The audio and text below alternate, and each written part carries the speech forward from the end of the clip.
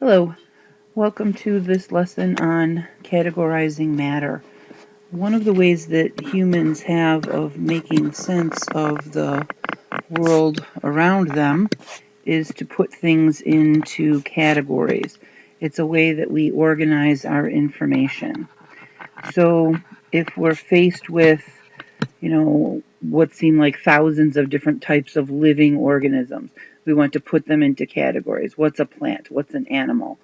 What's a fungus, what is bacteria.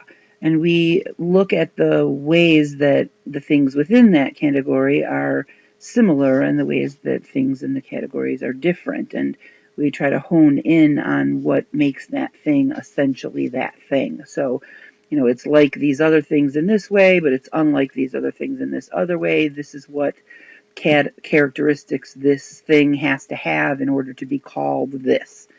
So we like to categorize things. It's a way that we have of organizing information and learning.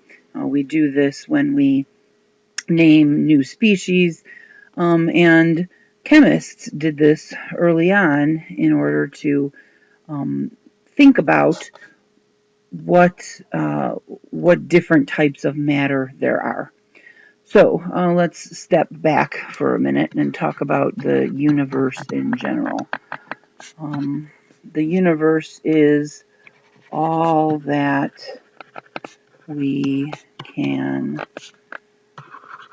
observe and study. Everything that exists.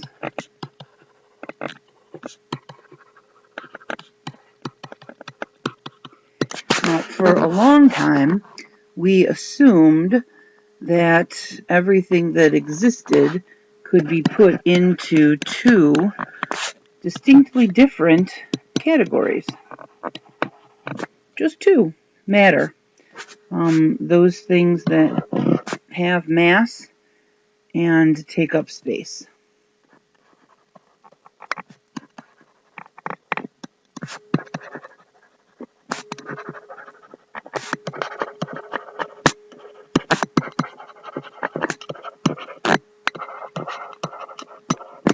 And energy basically lets us manipulate matter. We've already defined energy as the ability to do work, and that is what? Using a force to move something. So it's using a force to move matter around.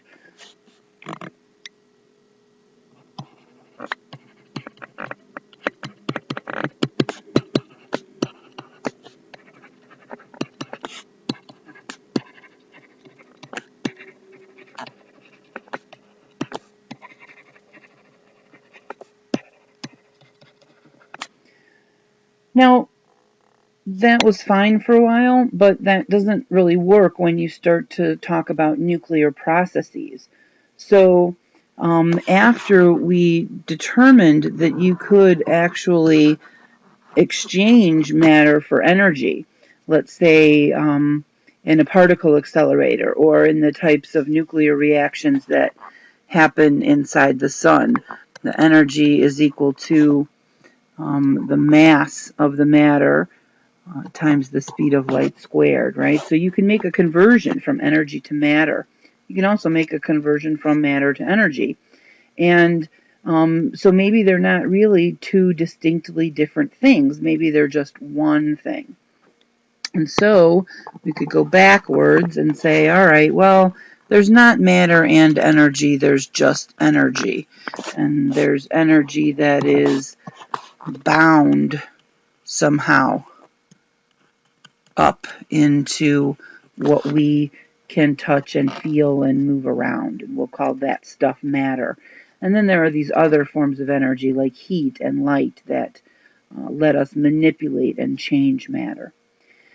But even this is not enough, because we've found out so many things about our universe, that our universe appears to be made up of some other things like dark matter and dark energy. As much as 28% of the makeup of the universe could be dark matter. And I think a huge portion of the universe, I think it was over 75%, is dark energy. That might not make sense because 28 and 75 add up to more than 100. Maybe it was more than 28% of the matter is dark and more than 78% of the matter was, more than 78% of the energy was dark. I'm not sure. But these are also things out there that we're trying to unravel and trying to study, and they're different from the normal matter and energy that we think about. We're not sure what role that plays, but the stuff of our universe is complicated, and as we learn more about it, sometimes we find more mysteries that we have to unravel. We're going to focus on this part, okay? So how do we categorize matter?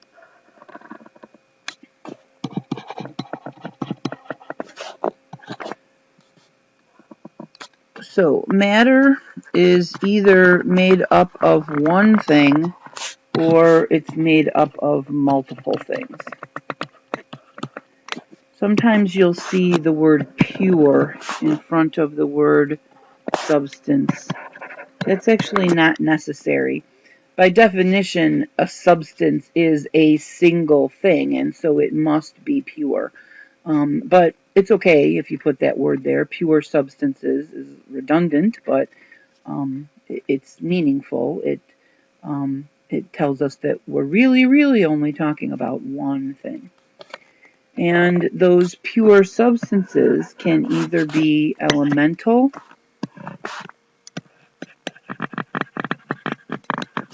or they can be compounds.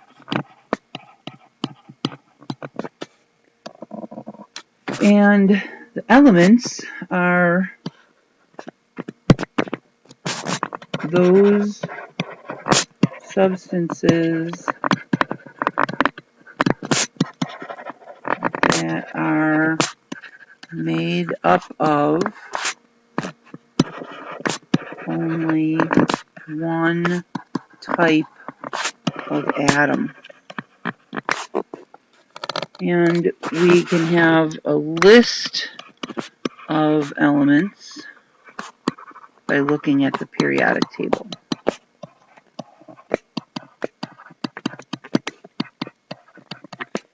So atoms are the fundamental building blocks of matter, and there are approximately 118 different types of known elements. And when a substance is made up of just one type of atom, of one type of element, then that's what we call it. We call it an element. So this would include things like iron,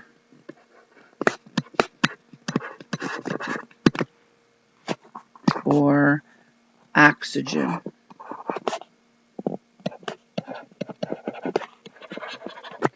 Now, see this little 2 here means that oxygen is made up of 2 atoms of oxygen. Oxygen is a diatomic molecule, but since both of the atoms in oxygen are the same atom, they're the same type of atom, they're both oxygen atoms, that still counts as an element. An element can be made up of more than one atom, but not more than one type of atom. Compounds are made up of combinations of atoms. So they are those substances that are made up of more than one type of atom.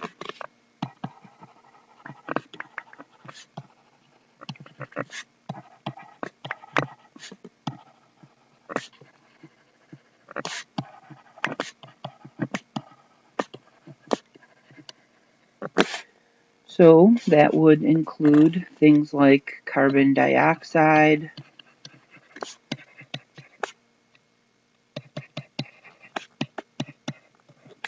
and water. In our physical and chemical changes lab, we used sucrose.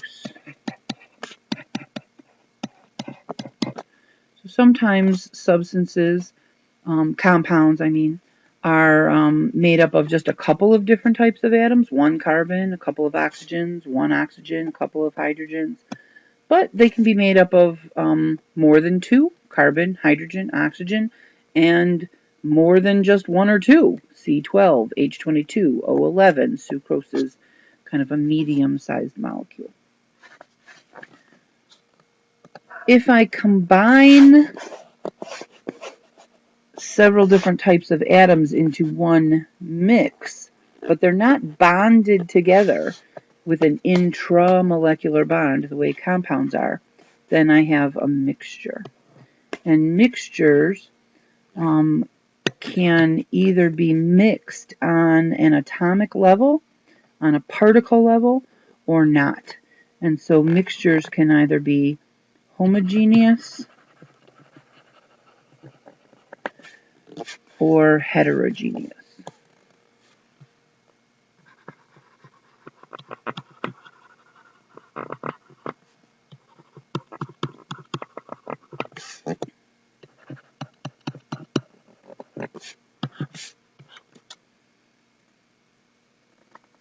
A homogeneous mixture is mixed so thoroughly that I can't see differences in the mixture. We do this based on our ability to visually separate the mixture. So homogeneous mixtures are mixed so thoroughly that I cannot see distinct parts to the mixture.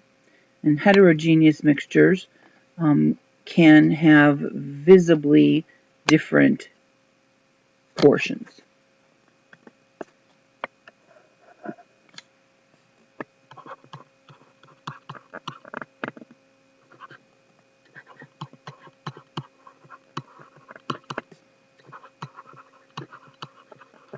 So again, a heterogeneous mixture has visibly different components, and a homogeneous mixture is visibly the same throughout.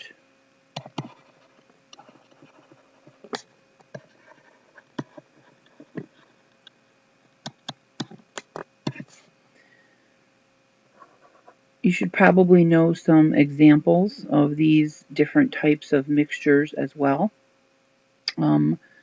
When you mixed the salt with the water in the chemical and physical changes lab, you could no longer see the salt. The salt was indistinguishable from the water at that point. So salt water is a homogeneous mixture. On the other hand, when you put the sand in the water, you could certainly see the difference between the sand and the water. Or when you mixed sulfur and iron, you could certainly still see the difference between the sulfur and the iron. And so those mixtures were heterogeneous because you could visibly see the components and, if possible, even taking a tweezers, separate them.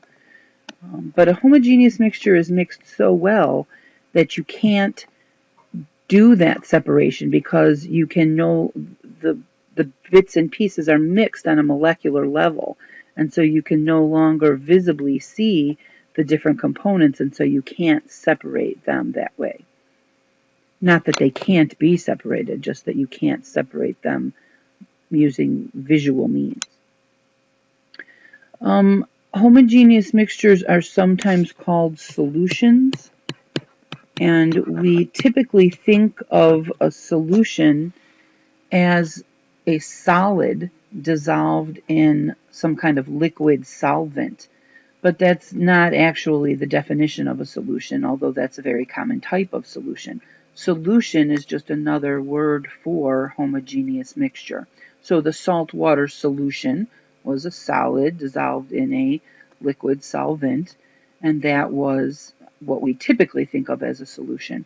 But there are all kinds of homogeneous mixtures that are not solids dissolved in liquids. So, for example, air is a homogeneous mixture with components nitrogen and oxygen and argon, and the nitrogen, I guess, could be considered the solvent because there's the most of that. Air is about 78% nitrogen, around 20% oxygen, 1% argon, and 1% a bunch of other stuff. So since nitrogen is the most common gas in air, then that might be considered the solvent, and the other things that there are less of could be considered the solutes. Sometimes a homogeneous mixture could be solids mixed with other solids. Now, they probably didn't get mixed while they were solid. So, for example, if you melted some copper and melted some zinc, and you mixed them together while they were still both in liquid form, and then let it harden, the material that you would be making is called brass. And brass is a mixture of copper and zinc. Mixtures of metals like that are called alloys. And they're mixtures, not compounds, because the copper and the zinc don't have to go together in a specified ratio, the way that carbon and oxygen do in carbon dioxide, or the way that hydrogen and oxygen do in water. The only way to make water is to mix hydrogen and oxygen and have them chemically react to form bonds. And when you make brass, this combination of copper and zinc, you don't have a chemical reaction happening that bonds them the way that atoms are bonded to make a new compound. And you can vary the components. So you could buy very expensive brass that has a lot of copper in it, or less expensive brass that has less copper but more zinc. Copper is the more expensive component of brass. Mixtures of metals like this are called alloys. And alloys are homogeneous mixtures. Alloys are solutions. So if you have brass, you could consider copper to be the solvent, because there's typically more of it in brass, and zinc to be the solute, because there's typically less of it. So an alloy is a homogeneous mixture of metals.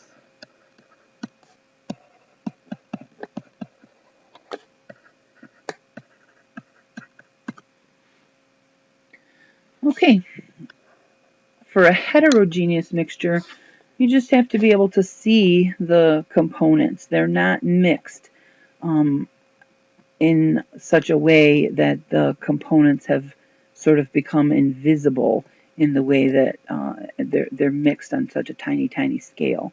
And so something like Italian salad dressing, sort of an oil and vinegar based dressing that has lots of spices in it. Those spices aren't dissolving. Those spices are just going to kind of float around and be easily visible in the oil and vinegar mixture. So Italian salad dressing would be something that we would consider to be a heterogeneous mixture.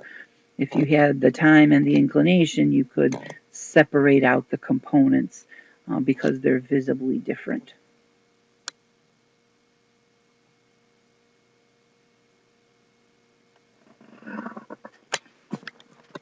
Mixtures can be separated by physical means. So again, think about the lab.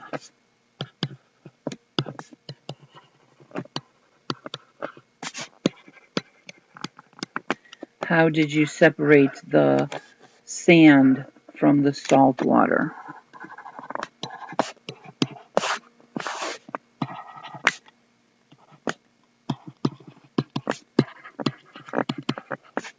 By filtering. How did you separate the salt from the salt water? By boiling away the water.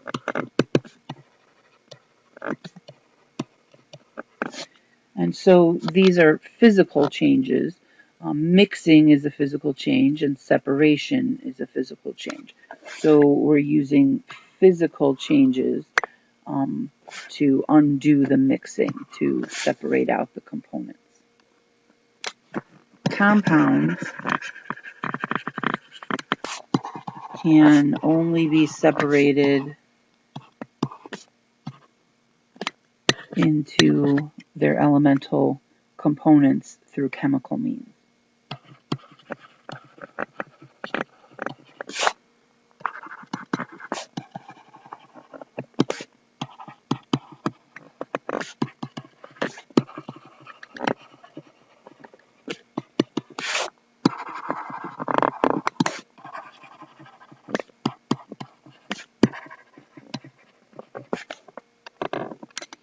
So if you want carbon dioxide to turn back into carbon and oxygen, you're going to have to do a chemical reaction. If you want water to turn back into hydrogen and oxygen, you're going to have to do a chemical reaction. If you want sugar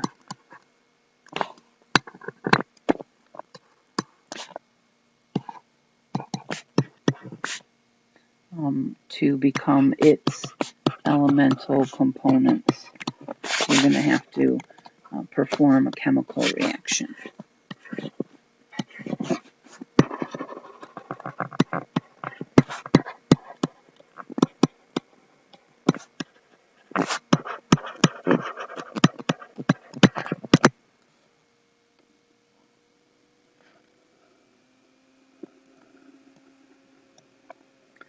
All right, so we like to put things into categories as a way of organizing.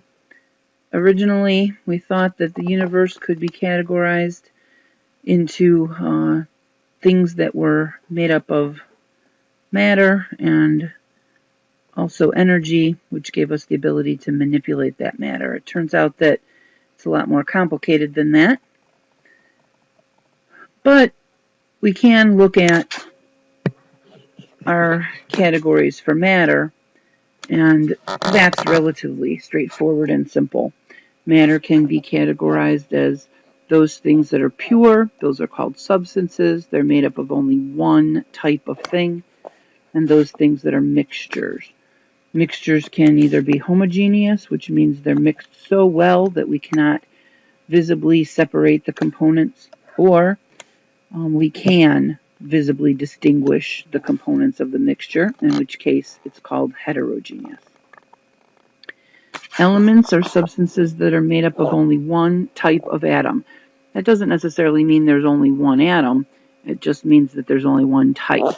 So oxygen and hydrogen, which are diatomic molecules made up of more than one atom, two atoms, because they're diatomic, but they're made up of the same atom. Two oxygen atoms make oxygen. Two hydrogen atoms make hydrogen. For a list of elements, you don't need to go any farther than the periodic table. There's 118 different types of atoms. Compounds are atoms that are bonded together in a way that's more complicated than what happens when two things mix.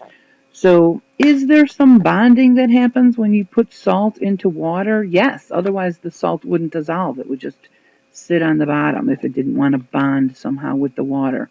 But the type of bonding that occurs to make a compound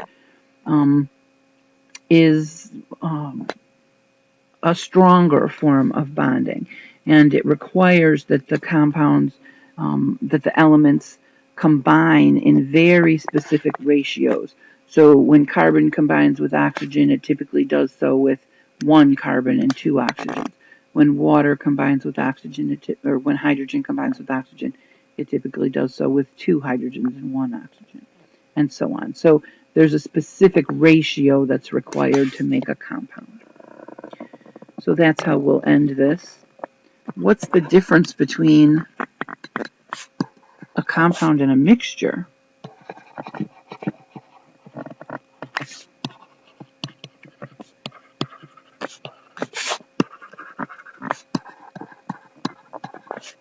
in the early years of chemistry, this was not well understood. And it was getting an understanding of this difference that really advanced chemistry. A compound has a fixed ratio of elements that are bonded together with a strong bond that requires that specific ratio.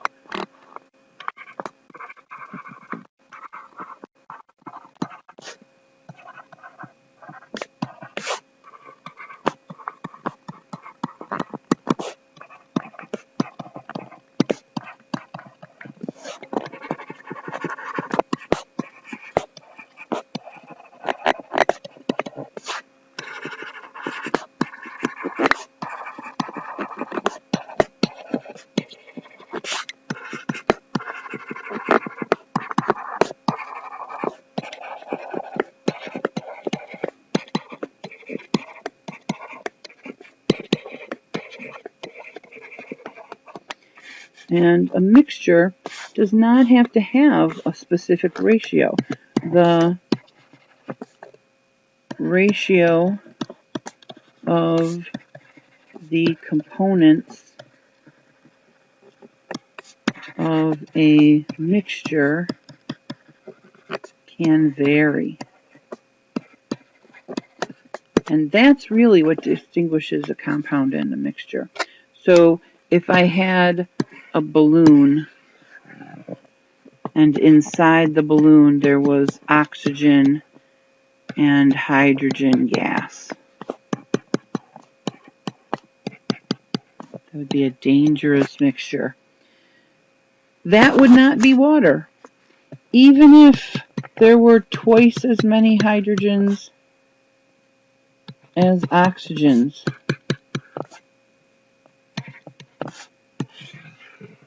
in the balloon, that would not be water. The components of a mixture can vary.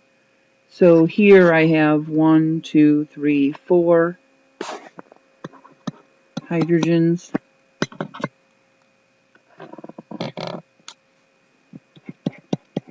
And 1, 2, 3, 4, 5 oxygens. And here I have 4 hydrogens and only 2 oxygens. So I can vary the components of a mixture.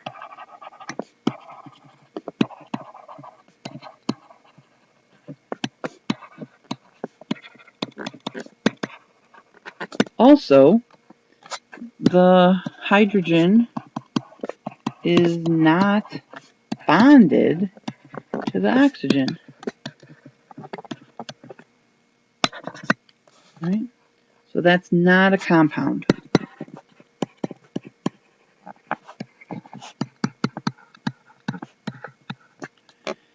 In a compound, so after the chemical reaction happens, there's bonding between the hydrogens and the oxygens. And that bonding determines the ratio.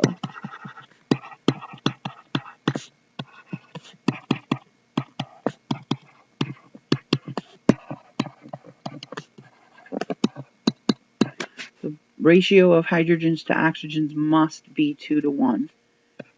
And the hydrogens are bonded to the oxygens.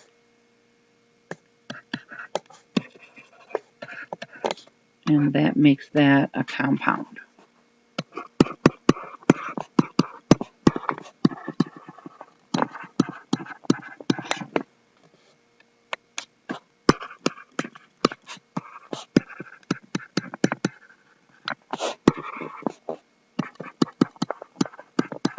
It's not a mixture because you can't vary the composition. The water has to have twice as many hydrogens as oxygens. On a mass basis, it's about 11% hydrogen and 88, 89% oxygen. But that's just because oxygen atoms are a lot heavier than hydrogen atoms. So even though there are more hydrogen atoms, they don't make up most of the mass of water because they're a lot lighter. That's it. Thank you.